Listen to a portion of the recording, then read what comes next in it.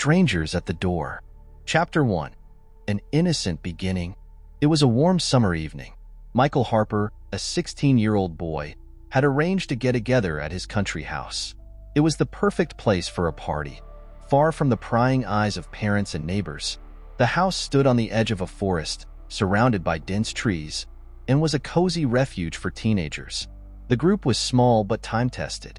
Michael, his best friend Sarah Miller, her boyfriend Jason Reed, the cheerful and outgoing Lisa Brown, the somewhat reserved Kevin Smith, and his younger sister Emma Woods.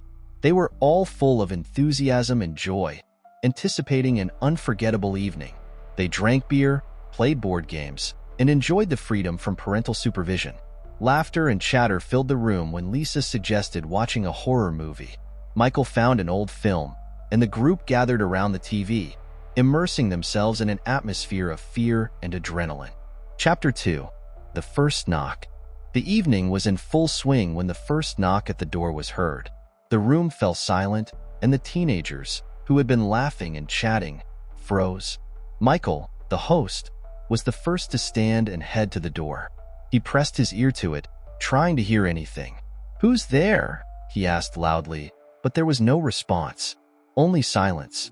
"Maybe it's just the wind?" Lisa suggested, trying to defuse the tension. Michael looked at his friends and reached for the door handle, but Sarah held his hand. "Don't, Michael. It could be dangerous," she warned. Michael agreed and returned to his friends, but the unease didn't leave him. A few minutes later, the knock came again, this time stronger and more insistent. Kevin, with a worried expression on his face, went to the window and cautiously pulled back the curtain. There are people in dark cloaks with white faces," he whispered, recoiling. Panic set in inside the room.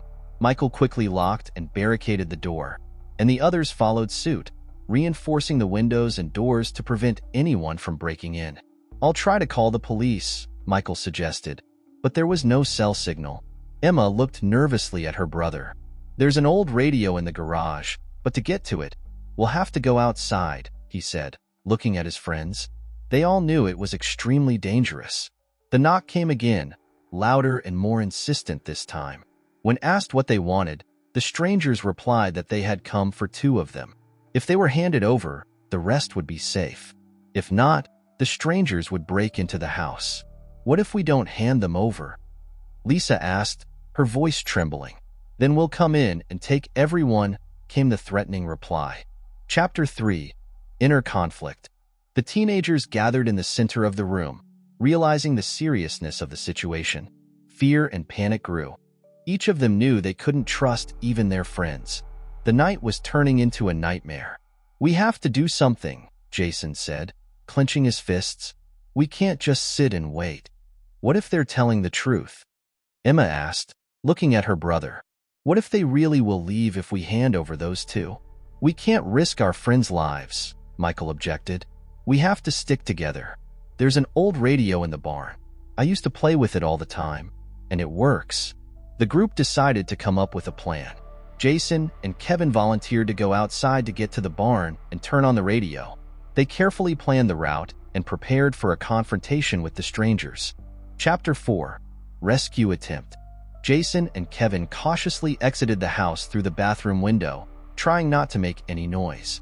The silence of the night pressed down on them, each step echoing. They moved quickly but carefully, trying not to attract attention. The barn was a bit away from the house, and the path to it went through an old shed. As they were almost to the shed, a figure in a dark cloak appeared before them. It was one of the strangers who seemed to be waiting for them. Jason reacted quickly and pulled Kevin aside, hiding behind the corner of the building. "What do we do?" Kevin whispered, clenching his fists. "We'll have to fight," Jason replied, his voice firm. "We have no other choice." They slowly circled the shed from the other side and suddenly attacked the stranger. A fierce struggle ensued.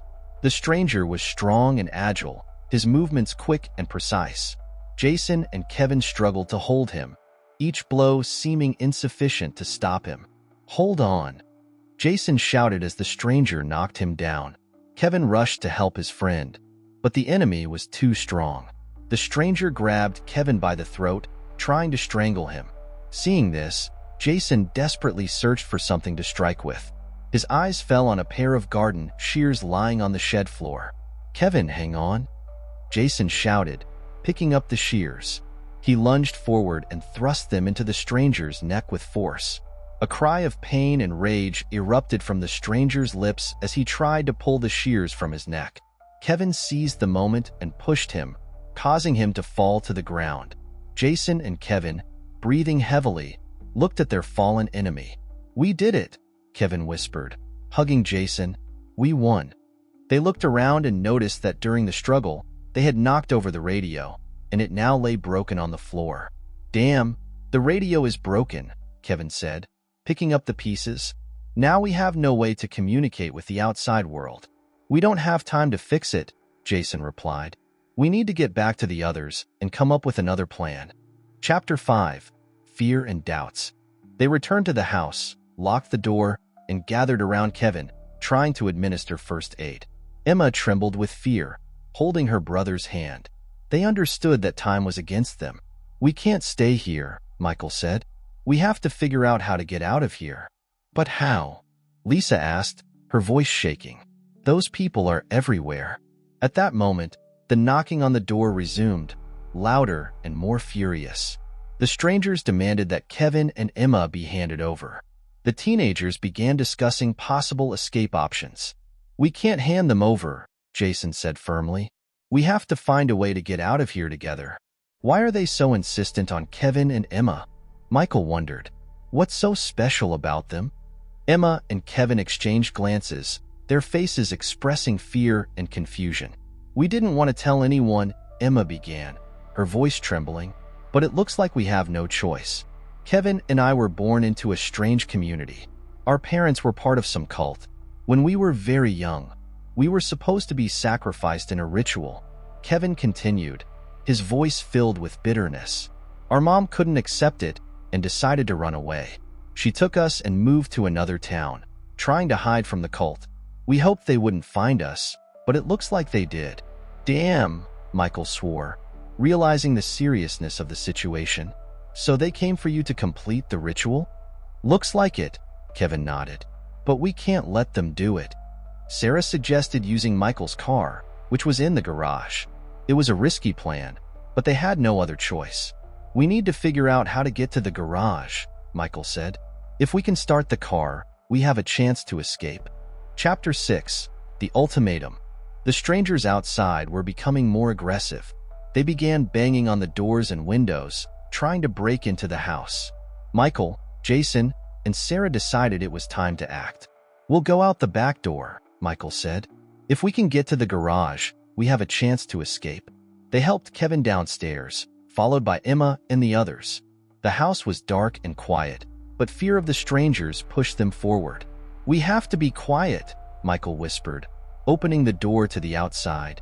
The teenagers cautiously moved forward, hoping to reach the garage and find safety. But then Kevin stopped and turned to the others. "Listen, I have an idea," he said, his face serious.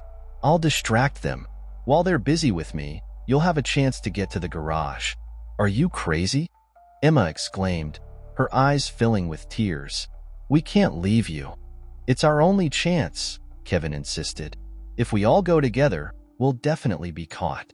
But if I distract them, you'll have time." "But how will you do it?" Jason asked, his face a mix of fear and determination.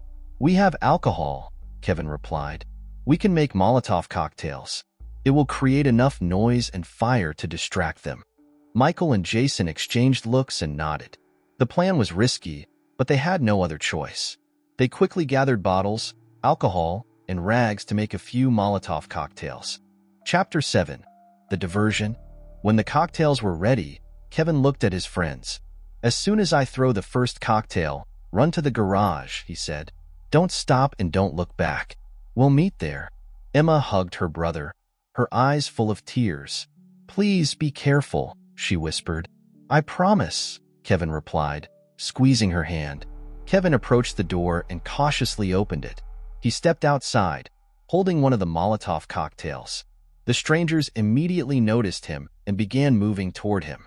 "Hey, bastards!" Kevin shouted, lighting the wick. "Take this." He threw the cocktail, and a bright flash lit up the night. Flames erupted, causing the strangers to retreat in confusion. Kevin threw another cocktail, creating more chaos and fire. Chapter 8. Fight for Life. As Kevin threw the Molotov cocktails, Michael, Jason, Sarah, Lisa, and Emma ran to the garage. They ran as fast as they could, not looking back. But two more cultists chased after them. Michael, realizing the others wouldn't make it to the garage in time, stopped and picked up a wooden plank lying on the ground. "Run! I'll hold them off," he shouted, swinging the plank. One of the cultists charged at Michael, but he managed to knock him down. However, the second cultist was armed with a knife. He lunged at Michael and wounded him in the stomach. Michael fell to his knees, feeling the blood flow through his clothes. The cultist brought the blade to his throat. "Say goodbye to life," he hissed. Michael closed his eyes, bracing for the worst. Suddenly, he heard a whistling sound, and the cultist fell to the ground. When Michael opened his eyes, Kevin stood before him, holding an axe. "Run, friend," Kevin said, barely able to stand. Kevin lifted Michael, and they ran together to the garage. The crowd of cultists chased after them, getting closer and closer. When they reached the garage, the cultists were almost upon them. But at that moment, an old but sturdy Ford truck burst through the garage doors, scattering the cultists. Emma was behind the wheel, Lisa in the passenger seat, and Jason and Sarah helped Kevin and Michael climb into the bed. Emma hit the gas, and they drove away. The cultists couldn't catch up with them. Chapter 9. The Final Battle. Hours later, police officers flooded the scene, trying to understand what had happened. They found no bodies, only signs of a struggle. The cult members were never identified. Chapter 10. The Revelation. Several months passed. The friends gathered again, this time in the city, at a cozy cafe. Kevin and Michael had almost fully recovered. They had a great time reminiscing about the events of that night and sharing plans for the future. When it was time to leave, Lisa offered to give Emma and Michael a ride home. All the friends said their goodbyes, and Michael and Emma got into the back seat of her car. Her things lay on the front seat. The car started, and the siblings sighed with relief and satisfaction. Lisa looked in the rearview mirror and said, "You'll be home soon," smiling strangely. Emma found it odd, though Lisa had always been quirky. Lisa kept driving, and next to her, peeking out from a bag on the front seat, was the edge of a cultist's black cloak. The end. If you enjoyed this video, please subscribe to our channel and don't forget to hit the like button. Thank you for your attention.